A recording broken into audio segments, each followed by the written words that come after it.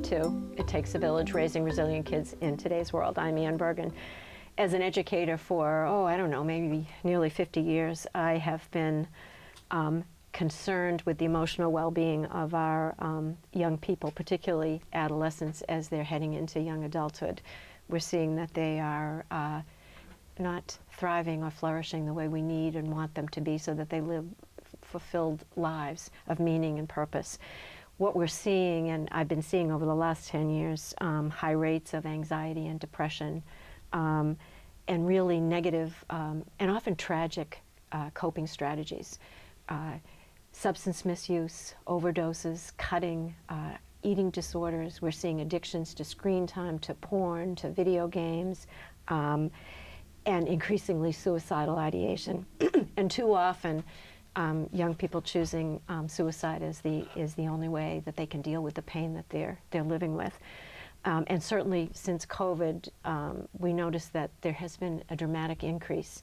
And then sort of this toxic culture that we're living in now, where there's a lot of incivility and intolerance and lack of respect. It's not helping the situation. And there's also, I think, a misconception that needs to be addressed, and that is, it's not happening here. That's not an issue. It's not an issue in homes where there are beautiful, in towns, where there are beautiful homes and great schools. The important fact, the information that needs to get out is this is happening everywhere. Mental health issues are really, truly part of an epidemic. And we know that one thing for sure is our kids are very good at masking their pain. And what we're seeing increasingly is kids are, as they get immersed in the world of social media, they're relying on each other, and other adolescents as they move away from parents and teachers and immerse themselves in the social media culture. And adolescents aren't emotionally equipped to help deal with each other's emotional problems. So we have an issue there. So, but my point is, and the purpose of this program, I think that it is very important that we take the time to listen to young people, that we need to hear how they're experiencing life, that we need to know that if we don't know what's going on in their lives, we can't help them. And my guest today is someone who is here to not only share his own story of sort of triumph and working through struggles and dealing with his coping strategies that weren't particularly successful for him, but also because he's out there in the world trying to make a difference and trying to help other people. And it's important that we sort of listen to the people who are courageous enough to share their stories, what they can learn from them, and how then they can go on to help other people. So it is my great pleasure today to introduce my guest, Danny Lagarce, right? If I got that correct, yeah. Yes.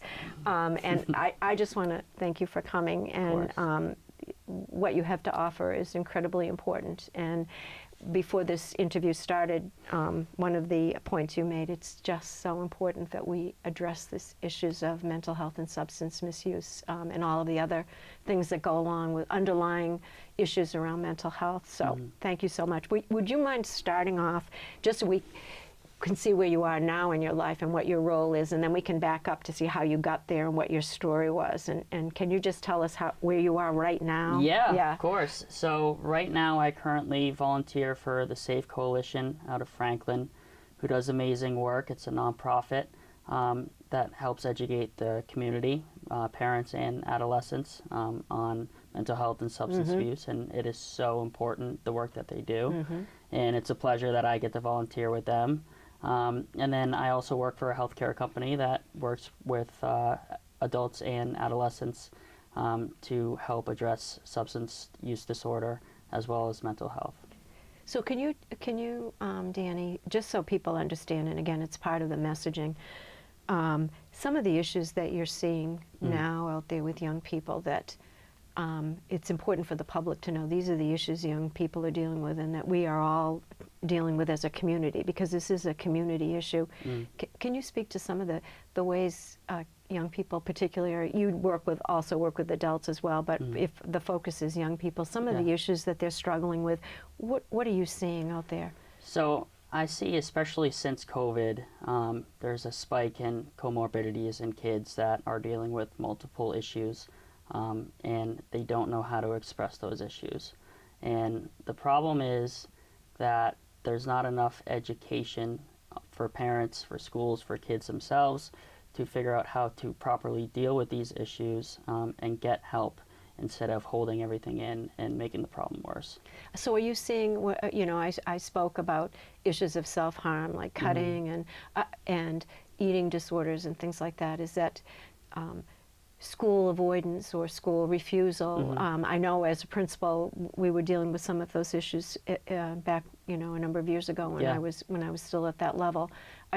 You're seeing some of that there? Absolutely, yeah. And the schools are doing a great job. Yeah. They're implementing programs like the Bridges program to give kids who are struggling more support. Yeah. They're bringing clinicians into the school, which I think is a great start and a huge help. And they are trying to educate as much as possible, but we need to continue that progress. And there are a large amount of kids that I see personally that either aren't going to school because they are suffering from their mental health issues, Sure, yeah. or they're going one time a week or twice a week even when they're there, they're not succeeding, and it's kind of a waste of time in a way. So what really helps is to prioritize mental health and make sure that they're getting the treatment they need, so then they can return back to school and have a successful education. Right. And one of the things that when we think about the community and dealing with these issues is that there just aren't enough supports out there, Yeah. and this can't all fall on the school's Right. shoulders. And it's becoming increasingly difficult to find the resources that we need to support this epidemic. Yeah. And we think about the loss, we think about the number. I think about the number of my students that I've lost over the years to substance misuse, overdoses. Yeah. It's painful to think about, and if we don't come together as a community and Yeah. really rally and get this information out there, and particularly to people on the national and the state level, that we need funding, we need resources and things, Yeah. and people like you are important. It's important to get the message out. Yeah, absolutely. But now kind of taking a step back into Yeah. to your life, how you ended up getting here, and Sure. It was apparent that you had a negative coping strategy in a way that you were trying to deal with issues. And I know this is the part where people are courageous to come and sort of Yeah. share your story. Can you tell us a little bit about Yeah. your struggle there along Yeah, the way? of course. Myself, I'm 28 years old and I'm just about 4 years sober currently. And when I started drinking, I was 13, and I had a lot going on in my head, and I used alcohol to cope with that. And it 13. 13. Let's reiterate that. 13. 13. Where so many people who end up having substance issues are starting at that age. Yeah. And I didn't have any education of what substance use disorder was, or even mental health issues. I just didn't have any education. My parents didn't have any education in this, so I thought it was pretty normal. I thought an alcoholic was someone under a bridge with a cigarette in their mouth. I never thought it could be me, even though I was doing everything that all my symptoms were of having an alcohol problem. So as I got older, I never addressed it. I never talked about it. I just kept doing what I was doing, which was drinking and using that to cope with what I was going through in my own mind. And eventually, without getting help, it just kept getting worse and kept getting worse until it hit a breaking point. And that was 10 years down the line, 12 years actually, from when I started drinking to when I finally asked for help. And my thought always growing up was asking for help is the weakest thing you can do, go. Right. especially as a male, right? And I wish I had the knowledge of asking for help is really the most courageous thing you can do when I was a kid. I think I would have gotten help a lot sooner, and maybe my path would have been a little bit different. Yeah. But the education for me wasn't there, or for my parents, or in the schools. I just didn't know what was happening.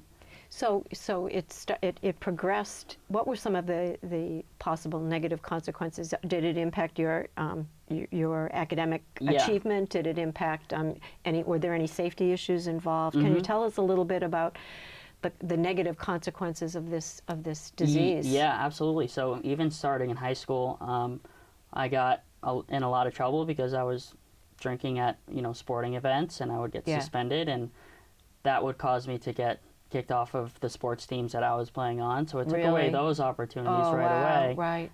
Impacted my grades, so I went to a college that I probably could have gotten in a better one if I wasn't drinking so much. When I got in college, it wasn't always terrible. I was able to mask it pretty well and get through life. But once I got to college and I was on my own, I kind of fell off the rails, and I ended up dropping out of college in my junior year because not only of my drinking, but that caused my mental health to really drop too, and Sure. waking up with panic attacks, and quality of life was not good. And this disease took away opportunities when I was younger. It hurt relationships with the closest people that loved me the most. And when I finally asked for help and I was serious about getting better, that's when everything changed for me. So what was the point? Maybe you don't even remember. Yeah. The point when you finally said, "I've had enough," and I'm going to reach for. Do you remember? Yeah, we call that rock bottom. Right. Exactly. Yes. Yeah. So my rock bottom was I went to Ohio to work for my uncle and his company. I thought that maybe moving to a different state would, I'd leave all my problems in Massachusetts and go to a different state and start over. And I got there, and I was kind of alone, and I just fell off the rails there, and I lasted 2 weeks, and then finally I broke. And my parents and my family loved me so much, and they always supported me throughout this whole process. My friends as well. So finally, they stayed by my side the whole time, and I had my uncle there when I hit rock bottom, and I got into treatment pretty much right away from there, and that was about 4 years ago. What did now. your treatment look like? Were you in a kind of a facility, a rehab facility? Will you tell us a little bit about that? Because some people might be scared about that. Or, Right. Yeah. It is a scary thing when you're in that position. Everything is scary when you're in that position, right? You're so vulnerable. And I went to rehab, and it was in Connecticut, and it was the best month of my life. I made some relationships there with doctors as well as other patients that I still carry to this day. And I started to learn, the basics about how to stay sober. But those 30 days aren't enough, right? Right. I needed aftercare, so I went to a sober house, stayed there for about a year. Where was the sober house? It was in Milton. Oh, right, in Milton. Mass. Okay, yeah. Right. And I was there for about a year, and it was an incredible experience. And I ended up working there after I got out. Finished school while I was working at the sober house, and then graduated maybe 6 months ago. And now I'm in this new role at New England Medical Group. So that's pretty cool. Yeah, it's a long journey. Yeah, I know. It's not the easiest thing, but having people who are there to support you the entire way, is why I'm here today. But you hit on something that resonates with me, is that one of the concerns when I think back now, my passion is trying to intervene early in the lives, as an educator, because sometimes there are warning signs and things like that. I worry about boys in particular, because when you look at the statistics, Danny, the number of boys that are suffering from substance misuse, the number of young men who are in prison, the number of young men who have attention deficit issues, learning issues, social anxiety issues. It's kind of overwhelming. But what I wonder is if we want to give advice about dealing with boys, one of the things you mentioned is, I didn't want to ask for help. It was a sign of weakness. Can you speak a little bit about that? Because I think somehow we have to kind of change that dynamic there. It kind of plays into the whole stigma, right, of people who struggle with mental health or substance abuse, get looked down upon a little bit. And then just for me, in my own personal experience as a guy, I didn't want to show my emotions, and I didn't want to ask for help because I thought people would judge me and, again, be looked down upon. But really, as people, emotions are our strength, and we can't be afraid to use them. So it's sort of getting that, it's that stigma thing, isn't it, Danny? Yeah, it is. there's the shame, and there's a feeling of weakness, and I should be able to do this myself. And that's sort of the way a lot of boys are raised is, boys don't cry, Yeah. gotta, you can't be emotional, stiff upper lip, Right. that kind of thing. But it seems to me that when I look at it as in our role of as parents and educators, is we've got to kind of get that message out early, is that Yeah. if you need help, It's okay. it's okay. Right. And model that for young people, because I know, particularly say in high school, very rare that the boys are going to walk down to the counselor's office and sit there and say, I need help, or Yeah. and I think often what's happened is that boys show depression in different ways from girls. Can you speak a little bit about that, how you see it? Do you see it more in anger do you see anger as more issues with boys? Is that how they more express their depression? Are you seeing that? I see a little bit more anger, and again, like, I'm not a clinician, Right, so it's not, I'm not asking you, it's more just from your personal experience. Exactly. Yeah, I see depression in young boys more in anger or just overall shutting down. Got it. Right. Okay. And, Yeah. and disassociating, and isolation. That is usually the main key of knowing someone is going through something tough. Yeah. Is when they disassociate. They don't want to do the things that they used to love to do. Yeah. And I see that a lot in boys. Yeah. Yeah. So I think that's really important that we get that message out. And so if you were to, with all of your experience and life's, what you're seeing now, and you're giving advice to teachers, to parents, and not as an expert, and I'm not trying to put you in that, just from your own experience, and when you look back, were there things along the way that maybe people could have seen earlier? And I know you were good at hiding it, but that there were signs that there was trouble, that there was something going on. What would you have liked people to have seen or known about that? Yeah, so I think it really, again, comes down to education, where I didn't even know myself what was going on. If I had that education, maybe I would have had a feeling of what I was going through and kind of put words to it. My parents didn't have any education in looking for signs, in this area. Maybe if they had more education on this topic, then they would have noticed something and been able to intervene earlier. Because everybody wants to help, right? They want to see whoever's struggling get better. Right. It's just knowing. They just don't know. They just don't know, exactly. And that's just through education to the community. Because one of the things we've been talking about is this whole idea of early childhood trauma. And a woman I interviewed last week dealing with domestic violence, and how many kids are coming from homes where there is domestic violence, where there is, it's far more common than we think, and that what this does to kids who grow up in that environment, we're seeing increase in sexual abuse at all ages. So that this trauma informs, so that teachers and parents at an early age can pick up at an early age when they start to see signs of this. And would you be an advocate of sort of trauma-informed education, which we're seeing in Rhode Island now that's mandated? That teachers are trained, and that we do more with parents with that. Yeah, 100%. And I would imagine that teachers are all for it too. Yeah. Because, like I said, everybody wants to be on the same page and get on the same team and get the kids help. But the more training, the more education we can get out there for teachers, for parents, for kids themselves, the better. Yeah, right. I agree. But that also takes funding, and that's kind of the trouble in this area. Yeah, it is. It all goes back to that. And I just had one final question, because you really kind of covered everything for me that I wanted to get out there. But I want to go back to the Safe Coalition. Yeah. And I want to go back to the people that you've met along the way, because you spoke about the importance of relationships, and it seemed to me that along the way, in the different places where you were, those quality of the relationships helped your healing. Yeah. Can you speak a little bit about maybe, because the Safe Coalition services 12 communities, and they provide so many services, but I think it's important for people to know about the people behind that are. Can you speak a little bit about those people, those local people that, Jen Knight, who started it, is one of the most amazing human beings I've ever met.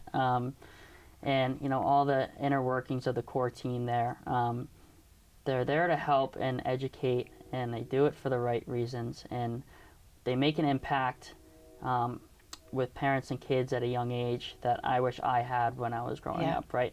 I believe if I had the Safe Coalition when I was 12, 13 years old, maybe my life would have turned out a little bit differently, and I would have gotten a lot more help. But it's just amazing. It's an amazing resource. It's a safe place, and you know, there just needs to be more. That's it, Yeah. right? There just needs to be more. Yeah. Yeah, you said it all. And Yeah. is there anything else that I want to make sure that I've captured? The things that you feel are important to say to get out. You're taking time off from work to be here. Yeah. You care deeply about this issue. Yeah. You want to get the information out. I want to make sure that in the course of this conversation that everything that you wanted to say and get out there, Yeah. you make sure. I think the only last thing I would Yeah. say is that mental health and substance abuse disorder needs to be a priority Yeah. in the community.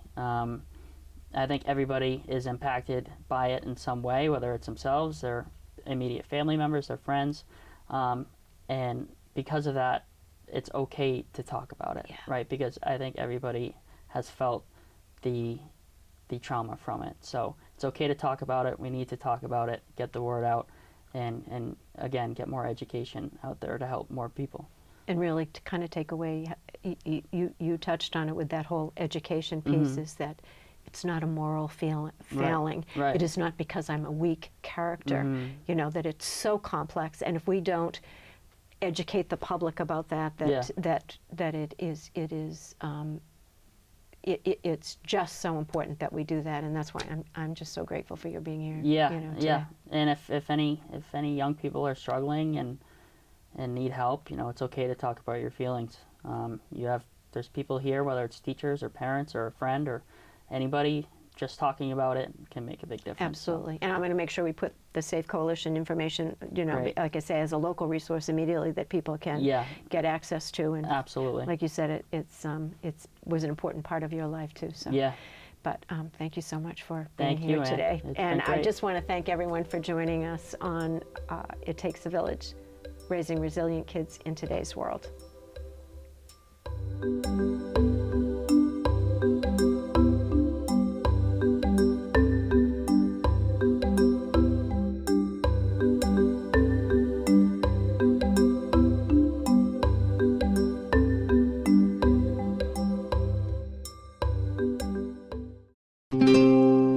This program was made possible by your Franklin friends and neighbors, good folks just like you. Thanks for supporting Franklin TV. And thanks for watching.